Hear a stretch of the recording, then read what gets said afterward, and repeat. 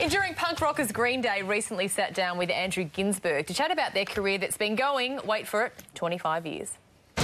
Sex, drugs and rock and roll, part and parcel with being rock stars. Since their 1994 breakthrough Dookie, which sold 16 million copies and won them their first Grammy, Green Day's popularity and musical growth have continued, especially in the last decade. With their past 2 discs, each winning a Grammy for Best Rock Album, a total of 5 from 19 nominations, and American Idiot even inspiring a Broadway musical. So you'd think after selling 65 million records, the lads would be happy to rest on their laurels, but they've just announced not 1 but 3 new records. Uno, dos, tres. All 1, 2 and 3. There was no intention of making it like 3 albums or anything like that. It just started out, it was just a handful of songs. And then suddenly we realized that this should be big, but we didn't really know how yet. It was more about having fun and sense of humor and also get into the depth of songwriting. Uno is Green Day's 9th album since forming back in 1987. The fact they've continued to get more popular as the years go on is a testament to their talent. Maybe the secret to our longevity is because we believe in making albums and making eventful albums. It's just more about creating chaos, and that's what we've always been good at. You know, I mean, it's like we're Green Day. We can't help but go epic.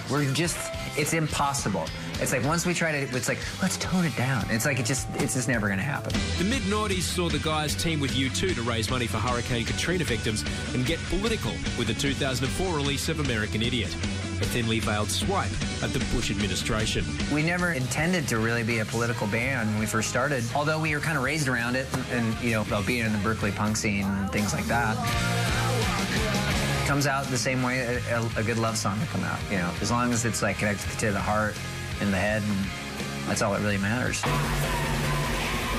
What's it like when you're on stage and you deliver that chorus to them and they sing it back to you and there's that energy that happens between you and them? I think it's the closest thing to God that you could possibly come to, or whatever it is. It definitely gets your adrenaline pumping, and it makes you feel good, like that your music can transcend oceans and, you know, go through satellites and reach people through computers or whatever. Not a whole lot of jobs in this world where you get a, get to have a live, intimate connection with a lot of people, you know, like that. And I think it's a pretty special thing. A lot of marriages don't last as long as you guys have lasted. How do you manage to keep it together? I have no idea. We just keep playing and... just keep the fights clean and extra sturdy. Yeah, there you go. That's the key to longevity in a band? Yeah, to a marriage, too. Trust me. Green Day's new album, Uno, is out now. For more of Andrew's interviews, catch the Hot Hits live from LA each Sunday, OVO, from 2 p.m. across the Austereo network. We'll be right back with the Metro Whip. Don't go anywhere.